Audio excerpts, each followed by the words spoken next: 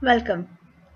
Today we will be discussing various portfolio evaluation measures and their differences in detail.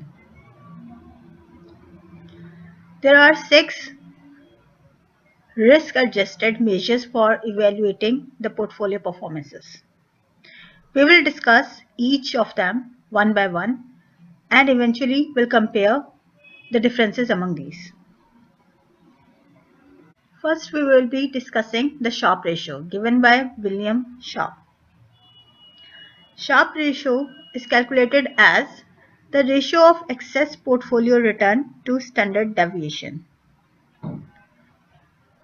Simply इसको क्या करेंगे कि आपके पास जो भी आपका पोर्टफोलियो का रिटर्न होगा, जो पोर्टफोलियो आप होल्ड कर रहे हैं उसका जो रिटर्न है उसमें से आप माइनस कर देते हैं रिस्क फ्री रिटर्न और इसको डिवाइड कर देंगे standard deviation of the portfolio return. ये जो पोर्टफोलियो आपने बनाया हुआ है इसकी स्टैंडर्ड डेविएशन से, तो आपको पता चल जाएगा कि पर यूनिट जो है आपको एडिशनल या जो आपका रिस्क प्रीमियम है, अगर आप इफ यू ऑब्जर्व इट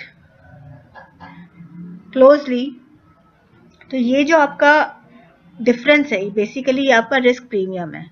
अगर ये रिस्क प्रीमियम जो है आपका वो ये वाला जो आपका पोर्शन ही आपका रिस्क प्रीमियम है और अगर ये वाला रिस्क प्रीमियम आपका ग्रेटर देन 0 है, इसका मतलब है कि you are enjoying return higher than the risk free returns। तो वो जो एडिशनल रिटर्न है वही तो आपका रिस्क प्रीमियम था। अगर ये इक्वालिटी पे चला जाए तो इसका मतलब है कि जितना इस पे रिटर्न रिस्क फ्री इन्वेस्टमेंट पे रिटर्न है उतना ही आपके पोर्टफोलियो पे रिटर्न है।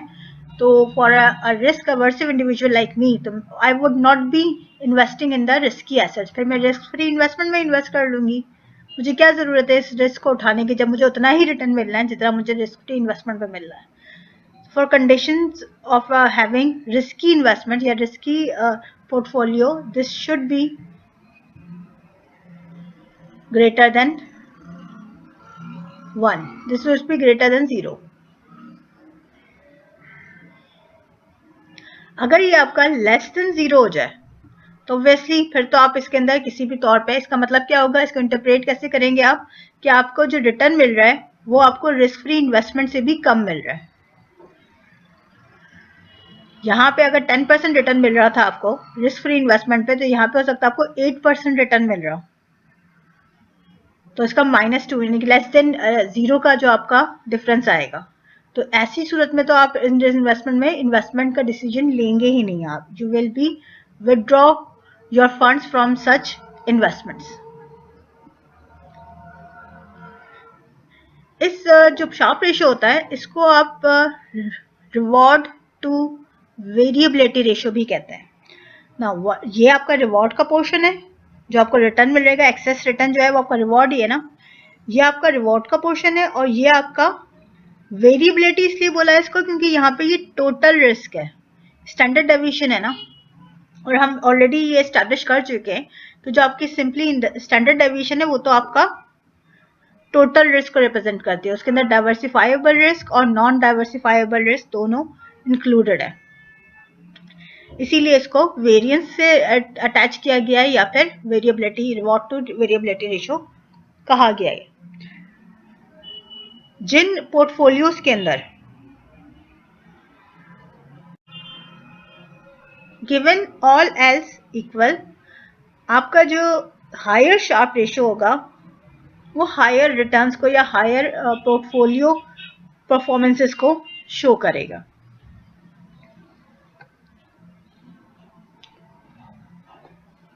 मूविंग ऑन टू नेक्स्ट, ये आपके पास एक एग्जांपल है शार्प रेशियो की कैलकुलेशंस की। यहाँ पे हमने अज्यूम किया हुआ है कि आपके पास एक 10 ईयर एनुअल रिटर्न आपको मिल रहा है S&P 500 इंडेक्स के ऊपर, वो आपको मिलता है 10% का, जबकि जो एवरेज एनुअल रिटर्न है ट्रेजरी बिल्स का वो आपको मिल रहा है 5%।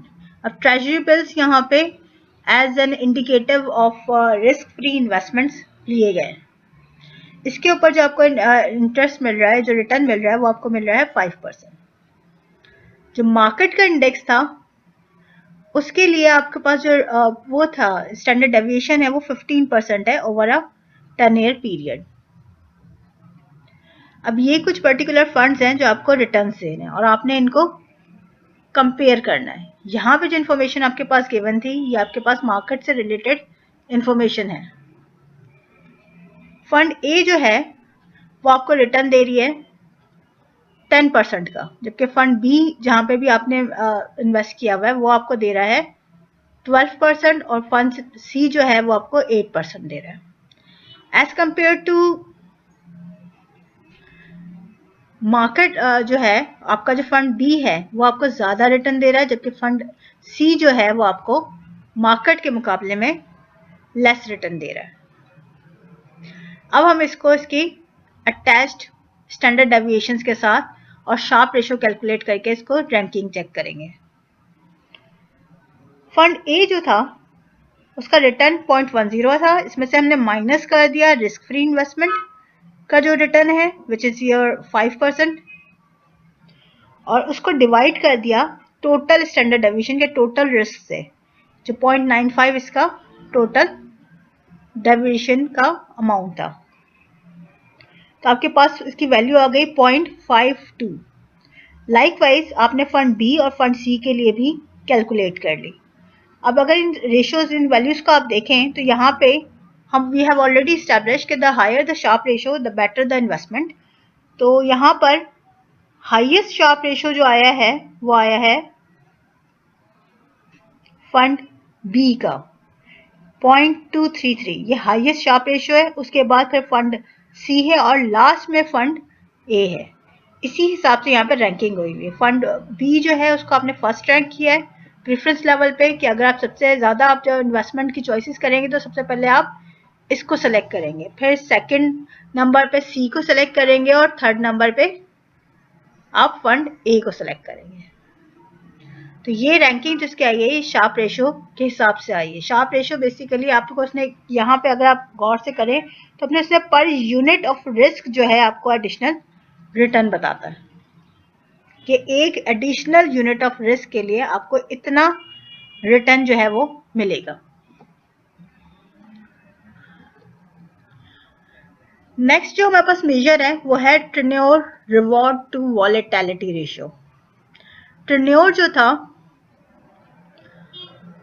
इसका जो रेशियो था या जिसका जो मेजर था रिस्क एडजस्टमेंट के बाद, वो बिल्कुल शार्प रेशियो की तरह, इसका न्यूमरेटर अगर आप देखें तो बिल्कुल शार्प रेशियो वाला न्यूमरेटर है।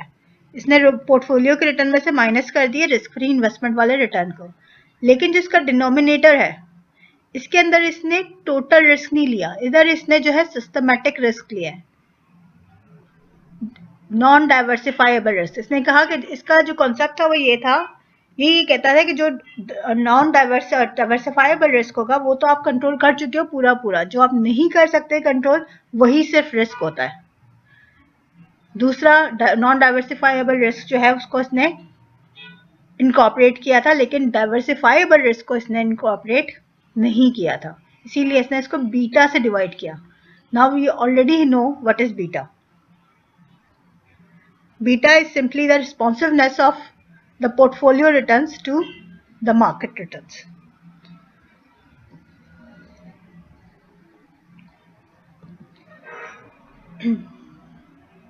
हमने वही एग्जांपल ली है जो हमारे पास मार्केट की इंफॉर्मेशन थी, वो वही बेसिक इंफॉर्मेशन है जो हमारे पास पहले भी थी।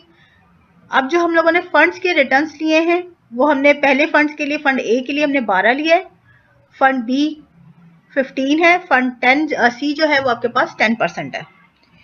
इनसे रिलेटेड जो बीटा की वैल्यूज कैलकुलेट की गई हैं, ये बीटा की वैल्यूज कैसे कैलकुलेट की गई हैं, फंड ए की जो रिटर्न्स की डिस्ट्रीब्यूशन थी उसको रिग्रेस किया गया होगा जो इस मार्केट के रिटर्न्स की डिस्ट्रीब्यूशन थी उसके ऊपर, तो उसका जो कोफिशिएंट निकला होगा बीटा कोफिशिएंट, रिग्रेशन का स्लोप कोफिशिएंट, वो बेसिकली ये बीटा है। अब इसका साइन जो है पॉजिटिव साइन इंडिकेट कर रहा है कि दोनों, अगर मार्केट का रिटर्न बढ़ेगा तो ये वाला रिटर्न भी बढ़ेगा, और नेगेटिव साइन इंडिकेट करेगा कि मार्केट के रिटर्न्स बढ़ने की वजह से इसके रिटर्न कम होंगे। तो वहां पे नेगेटिव कोरिलेशन, फिर नेगेटिव रिलेशनशिप उसमें एग्जिस्ट करेगा। यहाँ पे तीनों फंड्स के लिए अभी इन हैंड जो हमारे पास डाटा है उसमें पॉजिटिव रिलेशनशिप है। Now plugging the values in the formula for tenure ratio, हमने क्या किया, फंड ए के लिए 12% का रिटर्न था, इसमें से माइनस कर दिया risk free investment which is again 5% और उसको डिवाइड कर दिया इसके बीटा की वैल्यू से। सो यू विल हैव 0.073, ये आपके पास वैल्यू आई है। कर ये भी वही रहा था, ये आपको एडिशनल यूनिट एडिशनल रिवॉर्ड बता रहा था, पर additional unit of systematic risk बता रहा है, यहाँ पे टोटल रिस्क नहीं बता रहा। जो आपका शार्प रेशियो था वो टोटल रिस्क पे बता रहा था। लाइकवाइज फंड बी और फंड सी के लिए भी आपने वैल्यूज कैलकुलेट कर ली। इसके अंदर भी जो आपका रूल था वो तो वही रहेगा, जो हायर रिटर्न, क्योंकि डिफरेंस दे रहा है ना आपको, ऊपर रिटर्न का डिफरेंस दे रहा है, जो ज्यादा रिटर्न देगा वही आपके लिए प्रेफरेबल इन्वेस्टमेंट होगी या प्रेफरेबल आउटकम होगी। तो यहाँ पे देखें 0.95 इज द हाईएस्ट वन, 0.73 उसके बाद है एंड लास्टली 0.45। तो ये रैंकिंग इसी हिसाब से 1, 2 और 3 पे गई है। जबकि शार्प रेशियो के अंदर हमने जो रैंकिंग की थी उसके अंदर हमारा फंड बी जो था, ऑल्दो की डाटा थोड़ा चेंज हो गया है, इसको उससे कंपेयर नहीं कर सकते, वहां पे हमारी रैंकिंग रिवर्स आई थी। वहां पे हमारे पास रैंकिंग आई थी 1, 2 and 3, but these are not comparable with the Sharpe ratio. ये तो मैं जनरल बता रही हूँ। नेक्स्ट हमारे पास जो मेजर है वो कहलाता है जेनसेंस अल्फा। जेनसेंस अल्फा जो होता है वो डिफरेंस होता है between independently determined expected rate of return on a stock and the required rate of return on that stock. In easier words आप इसको इस तरह समझ लीजिए कि जो अल्फा है वो डिफरेंस है between what an portfolio actually earns and what it is expected to earn given the level of systematic risk. Symbolically, Jensen's alpha जो होगा ये आपके पोर्टफोलियो का रिटर्न था, इसमें से आप माइनस कर देते हैं ये वाला जो आपका पोर्शन है, ये आपका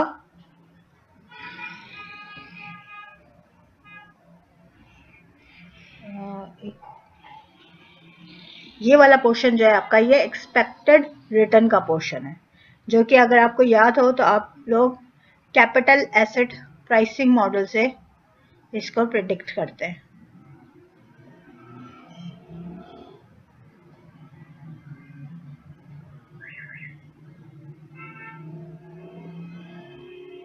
ये उसी से कैपिटल एसेट प्राइसिंग मॉडल से निकाला जाता है। इसको शो इस तरीके से करते हैं, ये एक्सपेक्टेशंस ऑफ दिस, तो ये एक्सपेक्टेड वैल्यू है, ये एक्सपेक्टेड रिटर्न था और ये आपका एक्चुअल रिटर्न था। इन दोनों का जो डिफरेंस होता है वो अल्फा होता है।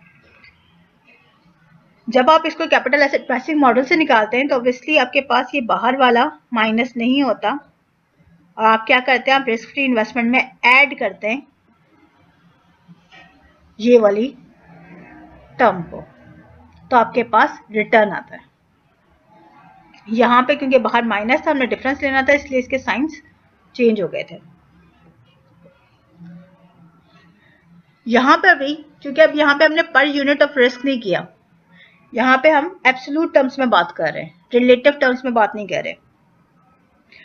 तो यहाँ पे क्या होता है कि यहाँ पर अगर आपका ये जो डिफरेंस है ये ग्रेटर देन 0 है तो ऑब्वियसली इसका मतलब है कि जो आपकी एक्सपेक्टेशंस थी, जो एक्सपेक्टेड प्रेडिक्टेड वैल्यूज थी, जो आपके पास एक्सपेक्टेड पोर्टफोलियो था, आपने जिस कैपिटल एसेट प्राइसिंग मॉडल से निकाला हुआ है, उससे अबव अगर आपको रिटर्न मिल रहा है तो ये आपके लिए पोर्टफोलियो का रिटर्न प्रॉफिटेबल है, आपका पोर्टफोलियो अच्छा परफॉर्म कर रहा है, better than what is expected. और अगर ये इसके बराबर है तो एग्जैक्टली उतना ही परफॉर्म करेगा, जो आपने एक्सपेक्ट किया हुआ वही उसी तरह परफॉर्म कर रहा है। और अगर इससे ग्रेटर है लेस है, सॉरी, अगर इससे लेस हो जाएगा तो योर पोर्टफोलियो जो है, जो कि एक्चुअल रिटर्न्स है, वो कम है from your expected returns, predicted returns. इस केस के अंदर obviously you will be reluctant to invest in such portfolio. ये मैंने यहाँ पे लिख भी दिया है फॉर योर कन्वीनियंस। आप चाहें तो इसका जो मटेरियल है वो भी मैं आपको प्रोवाइड कर दूंगी ताकि आप इसको बहुत अच्छी तरीके से अंडरस्टैंड कर लें। ये वो मेजर है जो कि बहुत ज़्यादा लिटरेचर में आपको नजर आएगा, जेंसेस अल्फा के नाम से।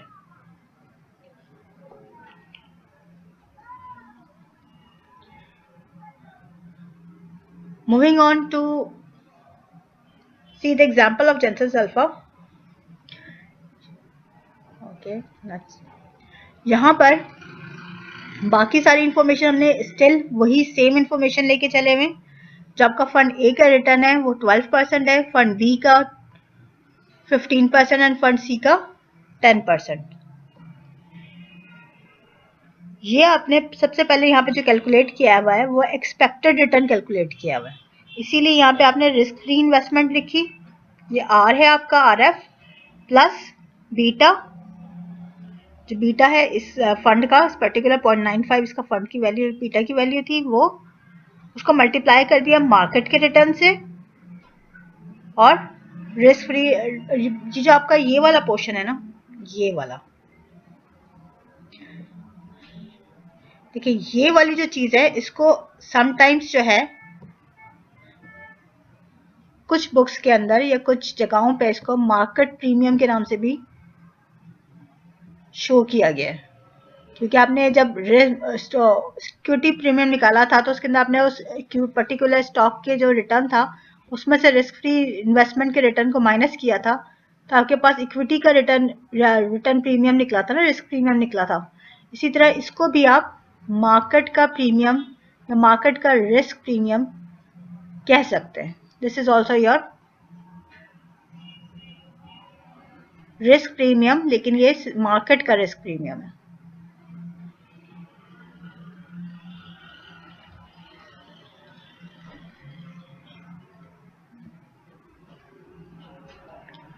Okay, I forgot to write the risk here. ये आपका मार्केट के रिस्क प्रीमियम की टर्म है।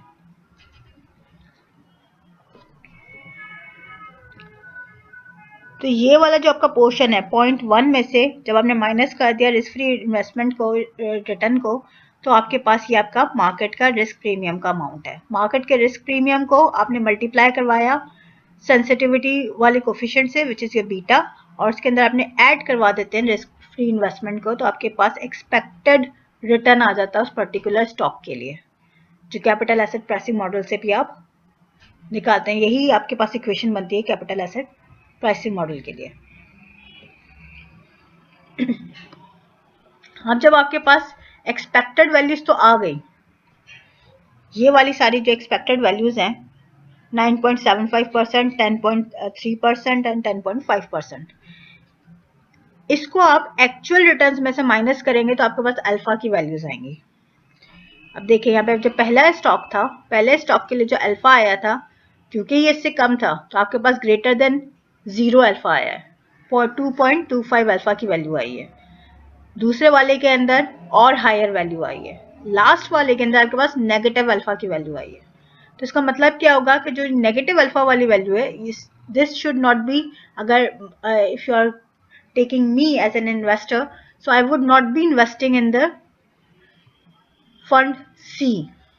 I will be investing in fund B preferably, and then अगर मुझे ये अवेलेबल नहीं हुआ तो फिर मैं इसमें फंड अपनी जो सेकंड प्रेफरेंस आएगी वो फंड A आएगी। फंड C के अंदर मैं इन्वेस्टमेंट्स नहीं करूंगी, बिकॉज इसका जो रिटर्न है वो मुझे नेगेटिव रिटर्न मिल रहा है, अल्फा की वैल्यू नेगेटिव आई है।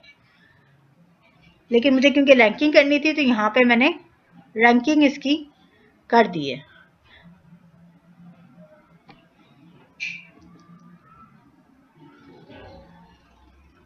नेक्स्ट हमारे पास जो मेजर है वो है आर स्क्वायर का मेजर।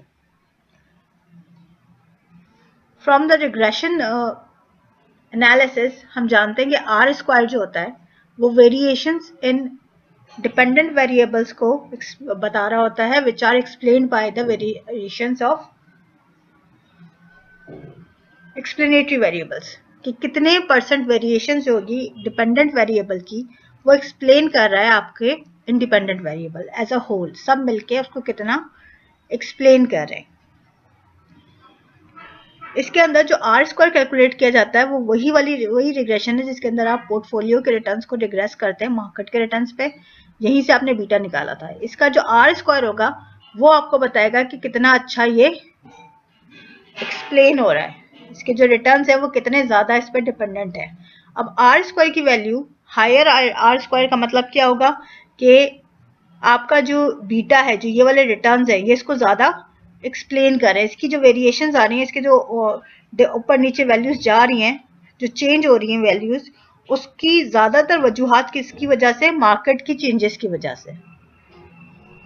इसका मतलब है कि ज्यादा पोर्शन इसका सिस्टमेटिक रिस्क का हो जाएगा, क्योंकि बीटा तो सिस्टमेटिक रिस्क बताता है। जितना ज्यादा ही सिस्टमेटिक रिस्क के करीब जाएगा, इसका मतलब होगा कि इसके अंदर जो डाइवर्सिफाइबल रिस्क है वो कम है, और ज्यादातर 85% अगर फॉर एग्जांपल, जैसे हमने यहाँ पे एग्जांपल ली हुई है कि R square between 85% to 100% indicates the funds performance pattern reflect that of the index. जैसे जैसे इंडेक्स मूव करेगा, जो जो इंडेक्स के कैरेक्टरिस्टिक्स हैं वही आपके पोर्टफोलियो के भी, मार्केट इंडेक्स के जो कैरेक्टरिस्टिक्स हैं वही आपके पोर्टफोलियो के भी कैरेक्टरिस्टिक्स हैं। और यही वजह है कि ज्यादा स्कोर, इसकी वजह से ही तो वो हम कह रहे हैं कि ज्यादातर जो इसकी वेरिएशंस एक्सप्लेन हो रही है वो सिस्टमेटिक रिस्क की वजह से एक्सप्लेन हो रही है। जैसे जैसे मार्केट के अंदर चेंजेस आएंगी वैसे वैसे इसके अंदर भी चेंजेस आएंगी। लेकिन अगर आपका आर स्क्वायर की वैल्यू कम होती है,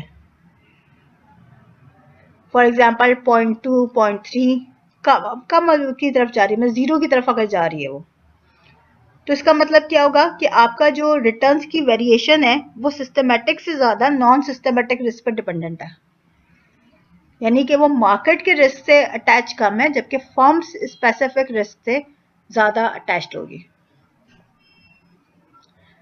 तो ये भी एक इंडिकेटर है कि आपने अगर मुझे इन्वेस्टमेंट करनी है तो मुझे देखना होगा कि मेरे पास मार्केट रिस्क ज्यादा है या मेरे पास फर्म स्पेसिफिक रिस्क ज्यादा है। तो अगर कोई ऐसा स्टॉक है मेरे पास, मेरे पोर्टफोलियो के अंदर कोई ऐसी चीज है जो कि मार्केट की वेरिएशन के बजाय फर्म की वेरिएशन से ज्यादा एक्सप्लेन हो रही है, तो आई will B replacing my portfolio securities. मैं ऐसा उसको, क्योंकि वो रिस्क डाइवर्सिफाइबल रिस्क था ना, तो उसको मैं क्या कर सकती थी, स्टॉक्स को चेंज करके या बढ़ा के, नंबर ऑफ स्टॉक्स को बढ़ा के अपनी जो वेरिएबिलिटी है रिटर्न्स की कंसिस्टेंट बनाने के लिए उसको मैं रिप्लेस कर सकती हूँ। नेक्स्ट हमारे पास है सॉर्टिनो रेशो। सॉर्टिनो रेशो जो है वो वेरिएशन होती है शार्प रेशो की, बट यहाँ पर डिफरेंस क्या है कि जो आपका एक्सेस रिवॉर्ड है, इसका न्यूमरेटर तो सेम है as that of Sharpe ratio and Treynor ratio, but इसका जो डिनोमिनेटर है वो आपके पास ना टोटल रिस्क है और ना ही ये जो है आपके पास सिस्टमैटिक रिस्क है। इंस्टेड जो सॉर्टिनो था इसने इस्तेमाल किया था डाउनसाइड रिस्क। डाउनसाइड रिस्क या इसको सेमी वेरिएंस भी कहा जाता है। सेमी वेरिएंस क्या चीज होती है, let's see first, we will have understanding of the semi variance first. Let's say कि आपके पास x की वैल्यूज है, जो सीरीज है उसके अंदर पहली वैल्यू आपके पास आ जाती है 18, सेकंड आ जाती है 9, फिर 6 एंड लास्टली आपके पास 3। क्योंकि आप वेरिएंस निकाल रहे हैं तो obviously you need to have x minus x bar. जब आप x माइनस x बार निकाल रहे हैं तो यहाँ पे तो 9 आ जाएगा, यहाँ पे 0 आ जाएगा, 6 में से जब आप 9 निकालेंगे तो आपके पास माइनस का 3 आएगा और यहाँ पे माइनस का 6 आएगा। नेक्स्ट हम क्या करते हैं, हम लोग इसका स्क्वायरिंग करते हैं, इस डिफरेंस की जो आपके पास x माइनस एक्स बार है, इसकी आपको स्क्वायरिंग करनी है।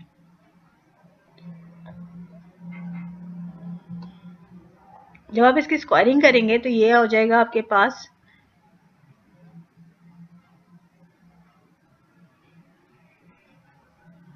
81, ये 0 है, this will be 9 and this will be 36।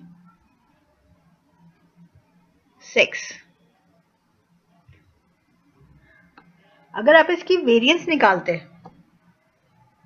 तो वेरिएंस निकालते वक्त आप क्या करते,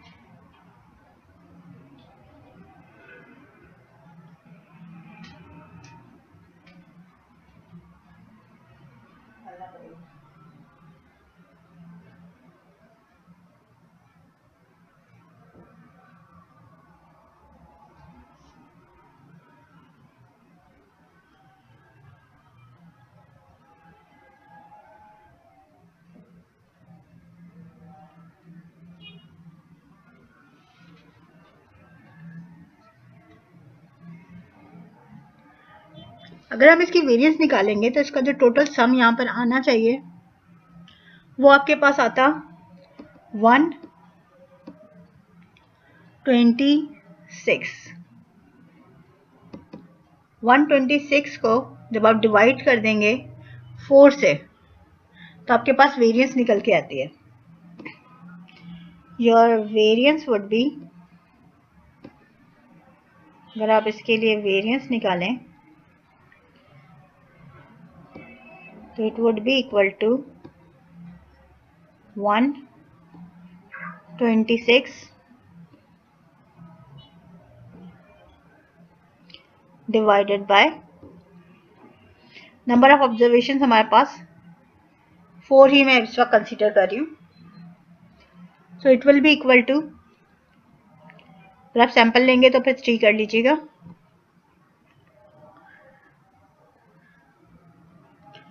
it will be equal to 31.5 मेरे पास इसकी वैल्यू आई है।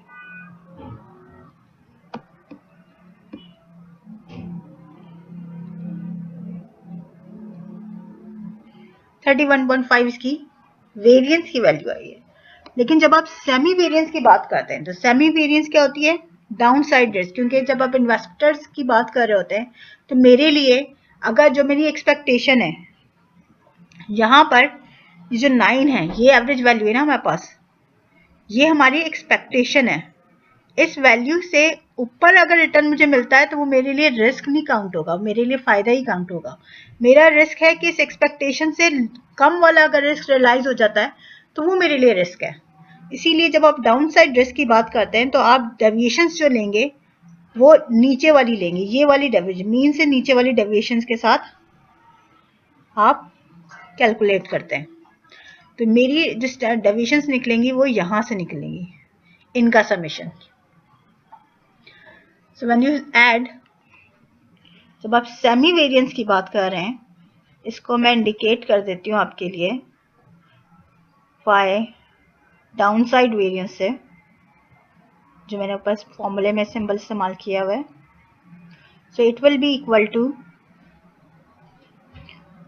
9 + 36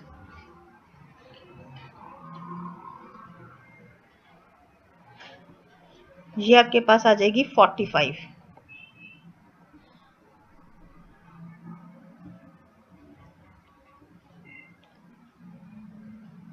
और इसको मैं डिवाइड कर दूंगी अपने सैंपल साइज से विच इज 4। अब ये वाली जो मेरे पास कैलकुलेशंस निकलेंगी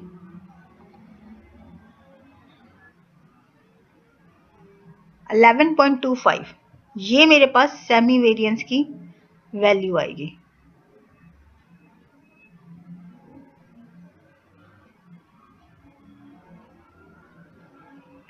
तो ये डिफरेंस है आपके पास वेरिएंस में और सेमी वेरिएंस में। सेमी वेरिएंस जो होता है वो आपका डाउनसाइड रिस्क को जो है वो इवेल्युएट करता है, वो पूरी डेविएशन को नहीं लेता। सॉर्टिनो ने ये डाउनसाइड वेरिएशन वाला कॉन्सेप्ट इस्तेमाल किया था अपने रिस्क एडजस्टेड पोर्टफोलियो मेजरमेंट में, एवेल्युएशन के मेजर में।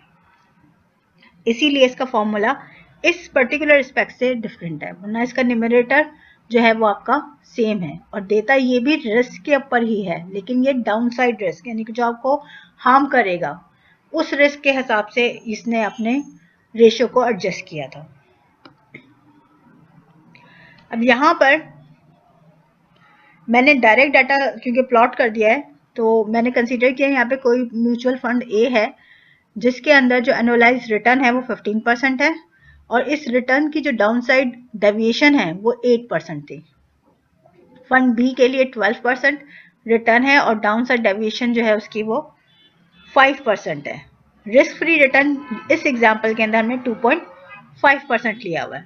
सिंपली हमने इन दोनों जो फंड्स थे हमारे पास उनके लिए, तो यहाँ पे इसको फंड ए और फंड बी कर लीजिएगा। फंड एक्स और जेड मैंने इधर कोट कर दिया है, so it will be fund A and fund B. इनके लिए जब आप कैलकुलेट करेंगे तो आपने सिंपली क्या किया, डिफरेंस ले लिया रिस्क फ्री इन्वेस्टमेंट से और उसको डिवाइड कर दिया डाउन साइड रिस्क से, तो आपके पास वैल्यूज आ जाएंगी। इसकी कैलकुलेशन सॉर्टिनो का जो पॉइंट ऑफ व्यू था वो ये था। यहाँ पे भी सेम वही चीजें, जिस एसेट की वैल्यू हायर आएगी उसको आप प्रीफरेंस लेवल में हायर रैंक करेंगे, अदरवाइज उसको प्रीफरेंस लेवल के अंदर नेक्स्ट वैल्यूज के हिसाब से उसको एडजस्ट कर देंगे। नेक्स्ट मेजर जो हमारे पास है वो है M2 मेजर। M2 मेजर जो है ये भी रिस्क एडजस्टेड मेजर कहलाता है और इसकी जो जिस्ट है, जो इसकी बेस है वो शार्प रेशियो पे डिपेंडेंट है। शार्प रेशियो से डिवाइड किया, उसका कॉन्सेप्ट लेके आगे इसको मॉडिफाई किया गया।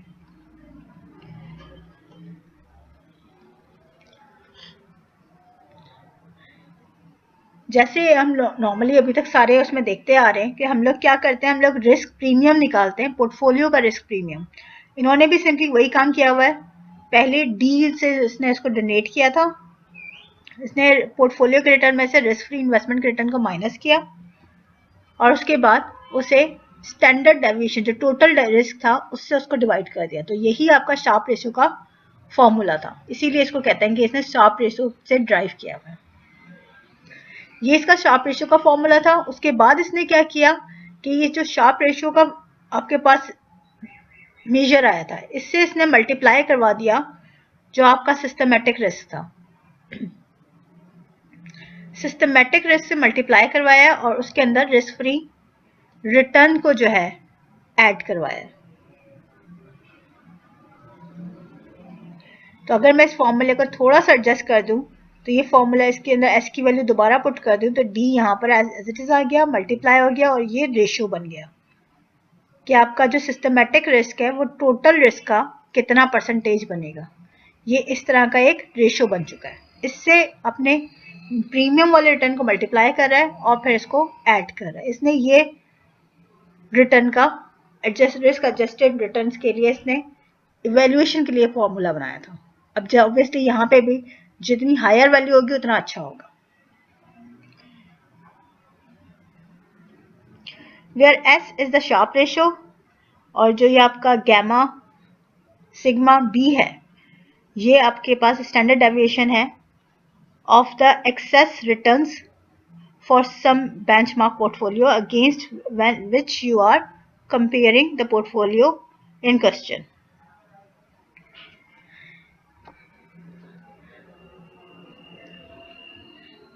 To have an example of the M square measure, we have considered कि आपके पास कोई पोर्टफोलियो है जिसका जो एवरेज रिटर्न है वो 14% है और इसकी स्टैंडर्ड डेविएशन है 23%। मार्केट का जो आपके पास रिटर्न था वो 10.5% है और मार्केट की स्टैंडर्ड डेविएशन थी 20%। और रिस्क फ्री इन्वेस्टमेंट आपने जो रिटर्न मिलेगा उस इन्वेस्टमेंट के ऊपर वो आपके पास 5% है। Putting all the values in the formula, तो आपके पास देखें ये आपके पास वैल्यूज निकल के आई है 12.83% निकल के आई है। इस तरीके से आप इसकी कैलकुलेशंस को मेजर करेंगे। अभी मैंने आपको क्योंकि एक ही एसेट दिया था, अगर मैं दूसरा एसेट दूंगी तो फिर आप कंपेयर कर सकते हैं कि कौन से एसेट आपको ज्यादा रिटर्न दे रहा है as compare to the other one.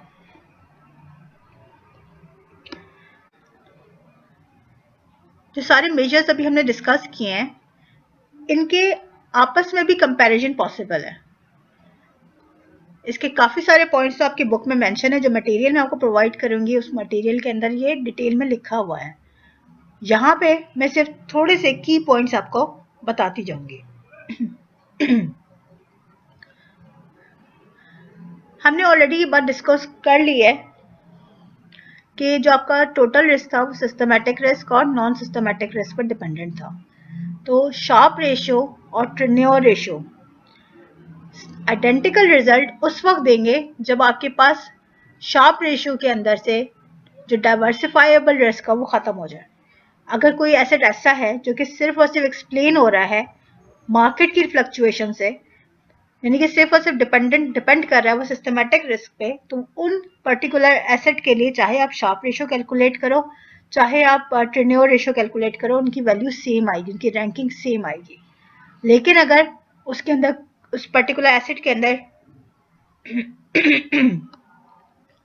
कोई भी ऐसी चीज है जो फर्म स्पेसिफिक है और जो उसके रिटर्न्स को अफेक्ट कर रही है, तो आपके शार्प रेशियो की और आपके टेन्योर रेशियो की वैल्यू डिफरेंट हो जाएंगी। और एज एन इन्वेस्टर जब आप अगर इन्वेस्ट करने जा रहे होते हैं और आपको कोई रिपोर्ट करता है शार्प रेशियो और टेन्योर रेशियो, तो यू शुड बी अवेयर कि ये वाली जो वैल्यू होगी शार्प रेशियो वाली वैल्यू वो रिलेटिवली स्मॉलर होगी टेन्योर वैल्यू रेशियो से। इसलिए स्मॉलर होगी क्योंकि यहाँ पे रिस्क आपने ज्यादा लिया हुआ है, यहाँ पे 2 तरह के रिस्क से डिवाइड किया हुआ है और यहाँ पे सिर्फ एक तरह के रिस्क से डिवाइड किया हुआ है। तो इसके कंपैरिजन के लिए आप you should be able to grab that concept as well.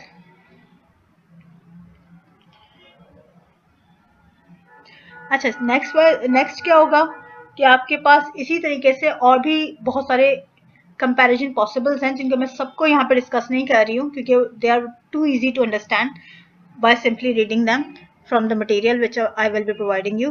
तो यहाँ पे एक जो मेजर पॉइंट था वो तो ये था कि इन दोनों की वैल्यू सिमिलर कब हो जाएंगी। इसी तरह जो आर स्क्वायर है, आर स्क्वायर वाले मेजर के अंदर भी अगर आपका आर स्क्वायर का जो वैल्यू आती है वो 1 के करीब करीब आ रही है, तो I have already told you कि उस वक्त वो भी सिस्टमैटिक रिस्क पे चला जाएगा। तो फिर आर स्क्वायर की रैंकिंग, टेन्योर रेशियो की रैंकिंग और शार्प रेशियो की रैंकिंग, इन तीनों की रैंकिंग सेम हो जाएगी।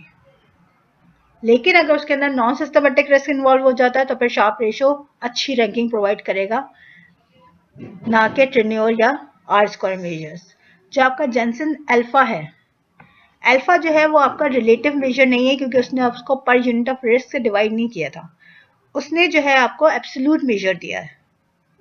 तो उसको as an absolute measure greater और लेस के हवाले से आप इंटरप्रेट करेंगे।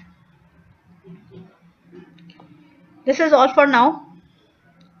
If you have any questions regarding these lectures, you can contact me on your Google Classroom. Thank you so very much.